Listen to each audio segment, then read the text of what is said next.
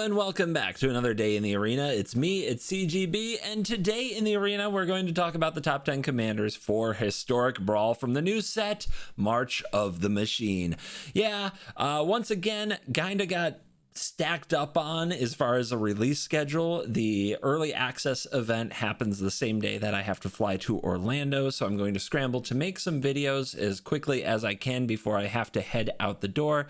But it means I'm not streaming early access. It also means that we don't have access to Magic Arena to play the new set for several days until Tuesday next week. I believe that's the 18th. Something like that.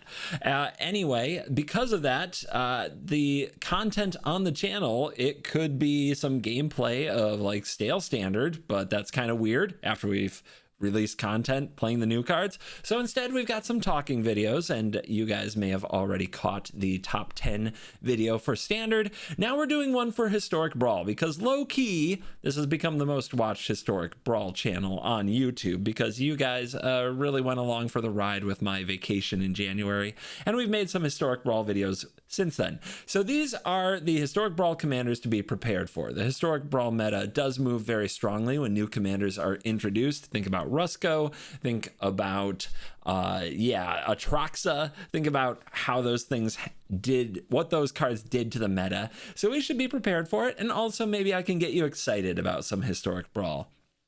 Coming in at number 10 is Chandras Beacon. Let's make these bigger, shall we? Yes, big piles of text on these cards. That's what we're looking for. So again, if you don't play Historic Brawl on Arena, I think you should. I think it's the best format on Arena. Yes, there's some alchemy cards, but some of them are cool. Not all of them are abominations to Magic the Gathering. Some of them are just fun cards that are difficult to do in paper. I mean, fun cards are fun, and you get to play planeswalkers in the command zone. You start with 25 life, and it's a 100 card deck playing singleton, so you can only have one copy of each card except for basic lands. And I think Chandras Beacon is a fun build around card. It is 4 and a red for a 5 loyalty legendary planeswalker Chandra mythic, and whenever you cast an instant or sorcery spell, you copy it. Whenever you cast an instant or sorcery spell, you guys, you copy it. You may choose new targets for the copy. This ability triggers only once each turn. The +2 is 2 mana in any combo of colors. The +1 is exile your top 5. Until the end of your next turn, you may cast instant or sorcery from among them. And the -X is X damage to each of up to 2 targets. The reason that this very powerful 6 mana planeswalker is all the way down at number 10 is because it has a lot of competition in the Oops All Chandra big red type category in Historic Brawl. You already have Chandra Torch of Defiance, which is an excellent commander that makes mana and ramps into something like the Chandras Beacon, and Hope's Beacon will definitely go in the 99 of that particular deck. You also have the uncounterable Chandra that is 6 mana. The exact name is failing me, but it says can't be countered on it, which gets a lot of people to play it because they hate when their commander is countered in Historic Brawl. So those two commanders stand out to me. I think it's Inferno, some Living Inferno. Anyway, those two stand out to me as very popular. This goes into those decks, but doesn't always get the nod. However, if you do make Chandras Beacon your commander, you can build around that copying ability and the +2. You can have a whole bunch of 2 mana spells that you would love to copy, so that the turn you play Chandra, you immediately plus for the mana, have a 7 loyalty planeswalker that's often very hard to kill, and you double up on some instant or sorcery that very turn, maybe some removal spells to stabilize the board. That's a big and powerful swing for this commander, much as Chandra Torch of Defiance uses the +1 that makes 2 mana very well. Then on top of that, this thing is just a card advantage machine on its own. So while I think this will get more play in the 99, I think it's an interesting card to build around. I had a good time building around other 6 and 7 mana planeswalkers in the last set. So Chandras Beacon, it should be fun, but that's why it's all the way here at number 10. There are just better options in the color. Speaking of options, Clex is my number 9. 9. 3 green for a mythic 6/6 with trample and reach, Phyrexian Praetor. When it enters the battlefield, search your library for 2 forest cards, reveal them, and put them into your hand, and then shuffle. For 6 green, exile Vorinclex, return it to the battlefield transformed under its owner's control, activate only as a sorcery. You transform it, and you get the Grand Evolution, a saga. For 1 Chapter 1, one lore counter. Mill 10 cards. Put up to 2 creature cards from among the milled cards onto the battlefield. Chapter 2, distribute 7+1/+1 counters among any number of target creatures you control. Chapter 3, until end of turn, creatures you control gain 1. This creature fights target creature you don't control and exile the Grand Evolution, then return it to the battlefield. So I'm looking at the Grand Evolution as a super powerful effect. Mill 10 cards, put 2 creatures onto the battlefield. We want to run a whole bunch of big monsters in this deck so that Chapter 1 is often just game breaking on its own. If they live till Chapter 2, the fighting and the counters put you even more ahead. Very, very, very, very strong. I think that my main draw to Vorinclex is that you have a mono green commander that like pays its own commander tax. And you know what I mean if you've played Golos. But Golos is Hell Q, and Golos is very bad in Hell Q. A quick explanation of Hell Q: the very, very best and strongest commanders get put in a special queue where they only battle each other. We call it Hell Q. And Vorinclex probably won't go to Hell Q.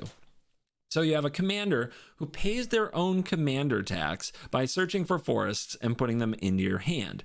And I just think that that's a very good effect. A lot of people run Azusa Lost But Seeking, which is a very high power commander, and they run it with an insane amount of lands. I think I run it with 55 lands in my version. I've seen like up to 70. I've seen crazy land counts, and then they just cast Big Eldrazi using Azusa as commander.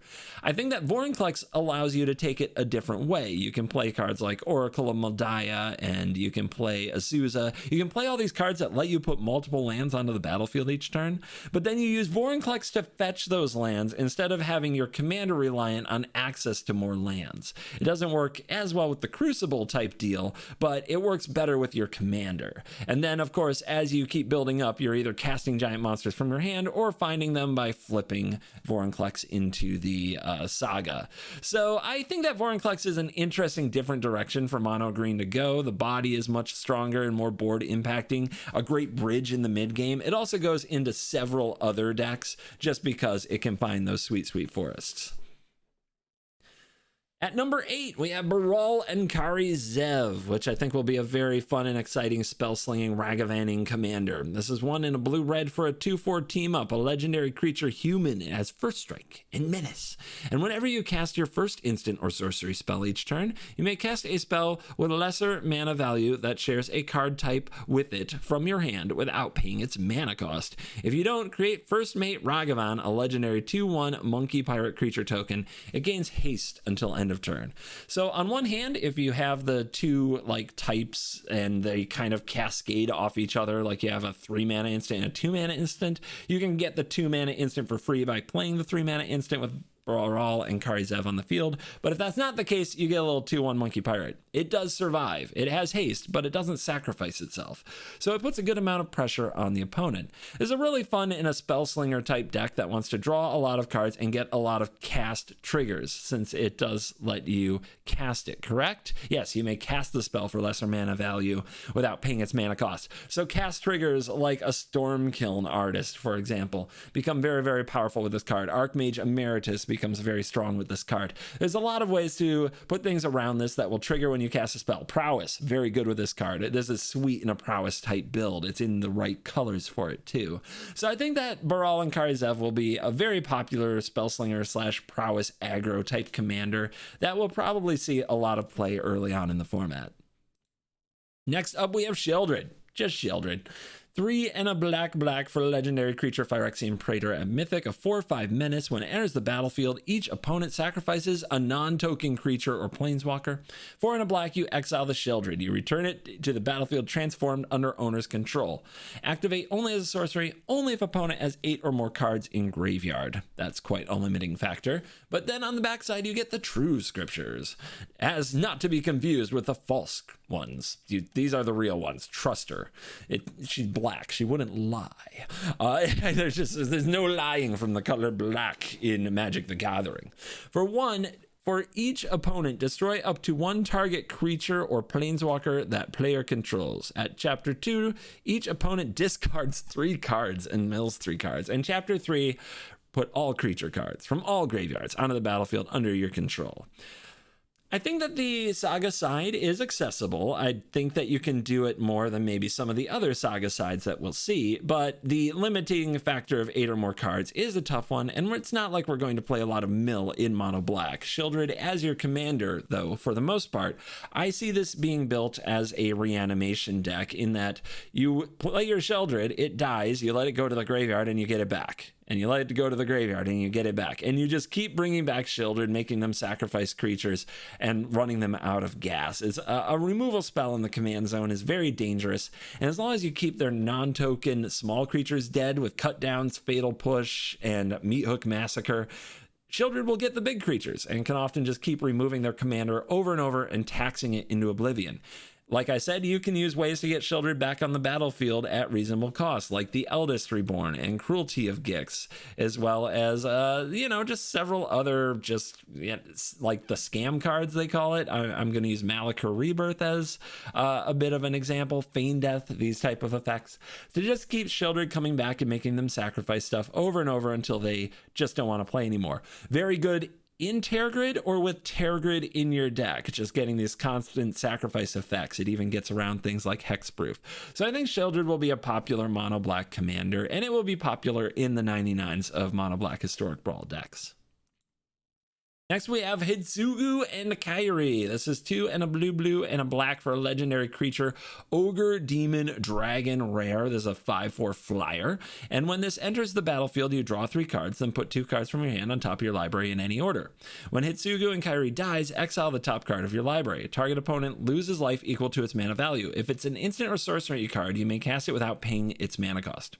Unlike Standard, where I think that that's a very limiting factor, in Historic Brawl you can really build around the die's effect. You can play sacrifice outlets like Woe Strider and cards like Village Rites and Deadly Dispute to sacrifice this if the opponent tries to exile it, so that you can really line up the ability. And the ability can cast absolute bangers. You can cast Alrund's Epiphany, you can cast Discover the Formula, you can cast Seagate Restoration, you can cast just all these cards. I think there's a sorcery that straight up draws 7 out of Ixalan that you can play, and the list will go on, all while dealing a ton of damage to your opponent and creating total blowout turns. You don't need to do this many times. You could play this as a blink commander, but honestly, if you pull this off once, getting an extra turn and hitting them for 7, the game is close to over, even if all you do on your extra turn is spend it recasting this and setting up the next big flip.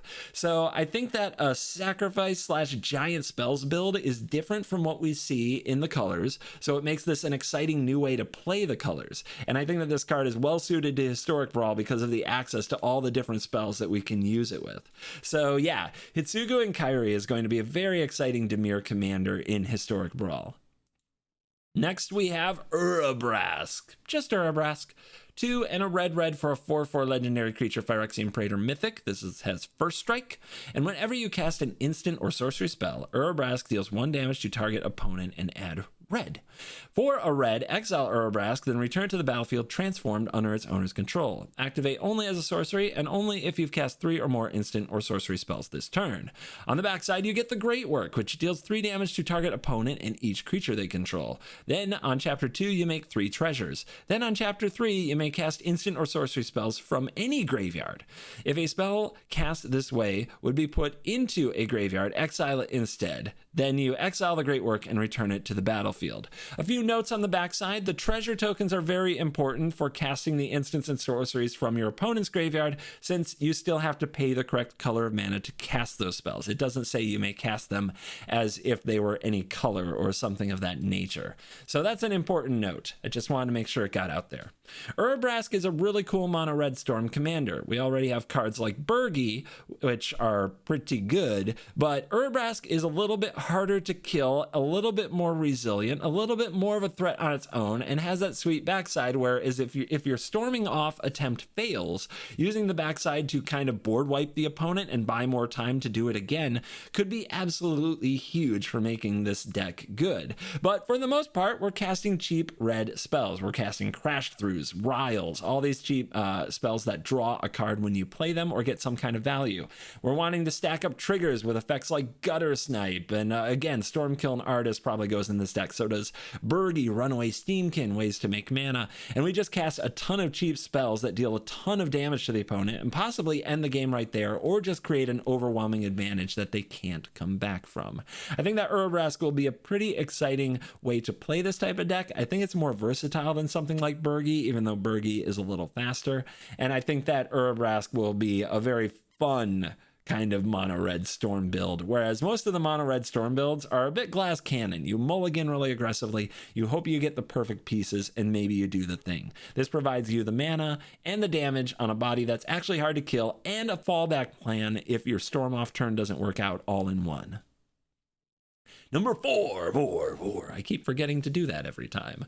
Borborygmos and Fibblethip. Get your teamer ready. 2 and a green and a blue and a red for a 6/5 legendary creature. It's a Cyclops homunculus, because why not? Mythic. Whenever this enters the battlefield or attacks, draw a card, and then you may discard any number of land cards. When you discard one or more cards this way, Borbos and Fibblethip deals twice that much damage to target creature. For 1 and a red, you can put Borbos and Fibblethip into its owner's library, third from the top. What do I want to do with this? I want to play way too many lands. I want this to be a Lands Matters mega deck, and I want to discard like 3-4 cards, something like that, when I use this ability, and I want to get value either out of the graveyard or out of the discarding act itself. For example, this and Slogurk the Oversublime sounds amazing to me, and I really want to put those two cards together. That is like a lock number one thing. But you can also use cards like Splendid Reclamation, and you can use Crucible of Worlds, and you can play all the cards that put a bunch of lands in your hand, like Nylea's Intervention, and you create kind of this Lands Matters deck that has card draw and removal in the command zone. But you can also go really big on it. You can run 60-70 lands, and you can build around hitting like a Cultivator Colossus and just really going to town with something like this. Will I actually run that many lands? I don't know, but we have to give it a try. And of course, you can run all the things that play lands off the top of your deck that let you play additional lands each turn, the Wayward Swordtooths of the world, Big Land Beatdown, Multani, you know, all of these cards. People love the land decks. They're very powerful in Historic Brawl. And if you're playing a lot of lands anyway, and you're using things that get lands onto the battlefield, guess what else you can run? Ulamogs, like Phyrexian Portal, super expensive cards that don't normally fit in the curve of a typical deck. So I think this will be a really sweet kind of sneaky lands commander. It doesn't need to be, it doesn't need to be like this mid-range value pile. It can be this go way over the top pile when it's your commander that it can't really do. I don't think that that really works in standard, but I think when it's your commander, you can definitely do some nonsense like that. Number 3, Itali, Primal Conqueror. 5 red legendary creature, Elder Dinosaur rare with trample. When Itali Primal Conqueror enters the battlefield, each player exiles cards from the top of their library until they exile a non-land card. You may cast any number of spells from among the non-land cards exiled this way without paying their mana cost. 7/7. And for 9 and a Phyrexian green, transform Itali, and this is a sorcery, and it becomes an 11/11 trample indestructible. When it deals combat damage to a player, they get that many poison counters. Look, I don't think that's going to happen all that often. It's nice to have the option. 25 life is a lot, and Itali might be the first thing to attack in a game. The potential to just nail them and finish them with poison counters on the spot is good. What I'm mostly thinking about is just getting that ability.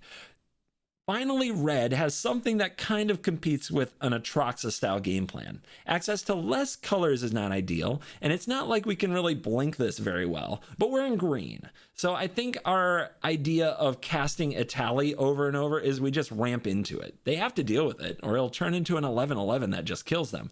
So we cast Itali, we get our 2 cards of value, one from their deck, one from our deck, and we just keep ramping. And every time they kill Itali, we cast it again, more value, cast it again, more value, cast it again, more value. And eventually, they will probably succumb to either the 11/11 or all the sweet stuff we get from their deck.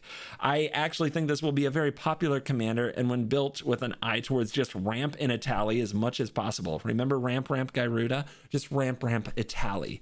I think it can actually compete with a lot of other decks because it has the potential to take their best cards and use them against them. removal that red and green normally doesn't have access to is suddenly accessed just by ripping it off the top of their library. So yeah, I think Etali is going to be mega popular, and you can also just build it in the big fatty boom boom way of having a bunch of other giant expensive creatures in your deck, and Etali might hit them. Imagine hitting Ulamog with this card. Pew, pew. Very fun. So yeah, Etali, Primal Conqueror. You can also go with a dinosaur type theme, or you can just keep ramp Etali, and I think it will be good. At number 2, we've got Thalia and the Gitrog Monster. This is a crossover also from the top 10 list for the set for standard, where I think that Thalia and the Gitrog Monster will just remain very popular across several formats for the simple idea that it's Thalia and the Gitrog Monster, two beloved characters. But it's not just that they're beloved. This is a powerful card, and I think that building around it in Historic Brawl might be even better than standard, because you can do things with it along the lines of landfall. You can run very high land counts, you can run a lot of cards that fetch land so that you actually get those extra land drops without having to glut your deck too much. And then you combine this with something like Scoot Swarm, where it creates creatures that you can sacrifice and draw. In fact, there's all kinds of lands that landfall triggers that like create a thing, you know, like retreat to it's hard to do all this right on the spot. Emeria, retreat to Emeria, I believe, is the one that makes creatures. And there's Felidar Retreat, also makes creatures. So you can use those landfall triggers to make creatures that you can sacrifice to draw, or you can sack lands and get them back from your graveyard with Crucible of Worlds and things like that. Thalia and the Gitrog Monster in the command zone will be much more build-aroundable, I think, than it will be in standard, where it's just required to be a decent, good card. The card doesn't protect itself very well, though. You have to get a lot of value the turn that you play it, so hitting those extra land drops is super important. However, if Thalia and the Gitrog Monster don't die, it creates a wall that the opponent doesn't want to attack into, value when it does turn sideways, and a taxing effect that throws them off curve, which will be very powerful. People always forget how good this effect is. It will also be annoying. So get ready for that. I think that you'll see this equally distributed among lands matters type decks and taxes decks, where you just want to play other creatures that mess with your opponent's curve, land this, use it as your card advantage engine, and slam into them until they die. So I think that several different builds of Thalia and the Gitrog Monster will be out there, which is very cool for any commander, because quite honestly, if every build is automatically the same way, that's a little lame. And I think that that will make it popular. People of many different playstyles can enjoy it. And we haven't had a good Abzan commander, really. I know some Nethroi players want to fight me, but I really don't think that card or that deck is good, whereas this just screams several different directions of Abzan value. It's going to feel very Siege Rhino-y. We're going to put Siege Rhino in some of those decks. It's going to be fun. The Abzan players will be happy. Number 1, Crocs and Kunaros. Crocs and Kunaros. So this is 3 and a red and a white and a black for a 6/6 legendary creature, Elder Giant Dog with Vigilance, Menace, and Lifelink. And whenever Crocs and Kunaros enters the battlefield or attacks, you may exile 5 cards from your graveyard. When you do, return target creature card from your graveyard to the battlefield. This might be a surprising number 1 for many of you, because when you read it, it's a Reanimator commander that costs 6 mana coming out of the command zone, and that right doesn't really just jump off the page. It has a lot of restrictions. Crocs and Kunaros aren't exactly the most played commanders in the game. Like, why is this number 1? I think it's going to be number 1 because of a combo, because the fact that this can combo.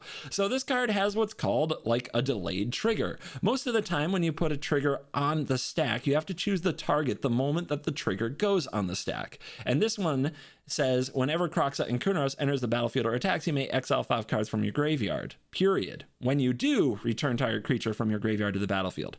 The reason that is important is because you don't have to target at the exact moment that the trigger goes on the stack. Most triggers, you have to pick the target the moment the trigger hits. Not this one. You have to pay the cost first. Why is that important? Because if your Crocs and Kunaros somehow ends up in the graveyard before the trigger resolves with the trigger on the stack, it can target itself. And that means that if you have a way to either a really thick graveyard or a way to mill yourself for 5 or 6 cards, maybe, then you have this opportunity to start doing a loop. And that can be powerful. That can go semi-infinite. And believe it or not, Wizards of the Coast and their wizardly Wizards of the Coastian wisdom put some of these cards into Magic Arena to create such a loop. The important card is Altar of Dementia. Altar of Dementia for 2 mana is an artifact that says sacrifice a creature. Target player puts a number of cards equal to the sacrificed creature's power from the top of their library into their graveyard. So, Croxa hits the stack. Trigger goes on the stack, but it doesn't target yet. You hold priority. You sacrifice Croxa and Kunaros. You target yourself. You mill 6 cards. You resolve the trigger. You exile 5 of them, and you target the Croxa and Kunaros in your graveyard. It returns to the battlefield. You put the trigger on the stack. You sacrifice it to Altar of Dementia. Repeat. What have you accomplished? You have milled your own deck. Now, many people will be like, oh no, so what? I mean, now I just lost the game. Thanks, CGB. I clicked a million times while holding full control on my turn by putting the little stop on the phase, and now I've milled my own deck. Cool, dude. Thanks. What's the point? The point is, now we can mill the opponent's deck. So there are probably several ways to do this. For example, if you had a Terror of Peaks in play, you would just dome the opponent out or something of that nature. If you had a Blood Artist in play, I don't think you'll get enough pings from it, but if you have multiple like when a creature dies effects in play when you do this, you might drain the opponent out just doing this process. But even if you don't, you can just fill your graveyard with a few sweet cards here.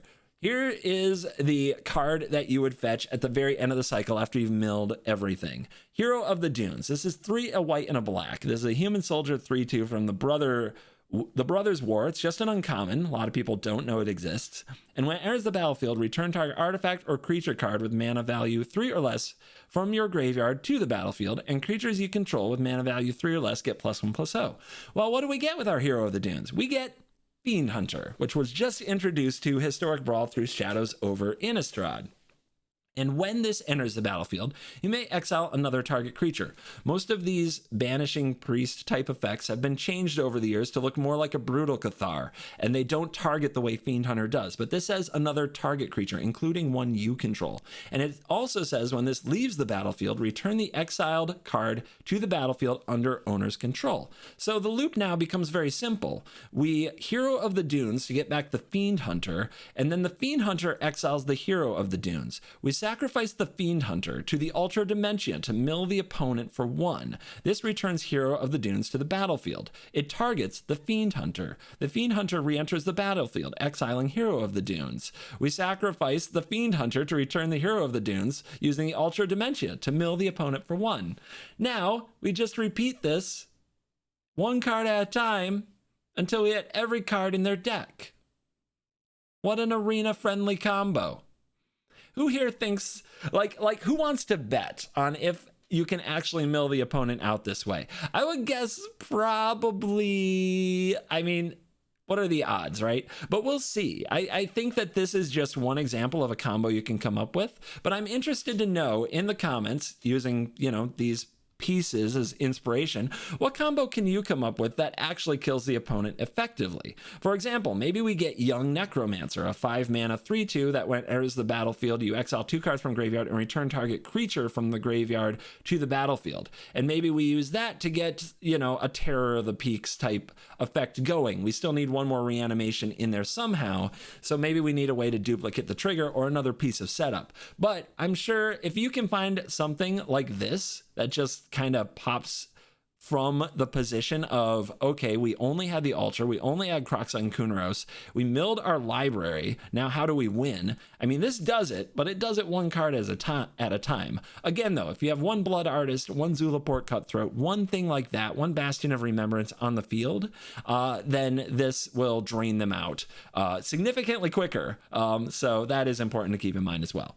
So that's why I think that Crocs Kunaros is number 1. I think that the amount of quasi-infinite win-the-game graveyard combos that you can pull with this will make it very exciting, and that there will be a lot of decks built around just getting a little bit of setup, stalling the board. The opponent taps out for a Troxa, you tap out for Crocs Kunaros, go infinity, deck yourself, and then find some sweet loop to win the game from that position. I think that that will be a very popular deck, very playable, and much like Thalia, the Mardu Color Pie doesn't have like a go-to sweet commander, and I think that this will provide that for the Mardu players out there. So that's why it got my #1 spot.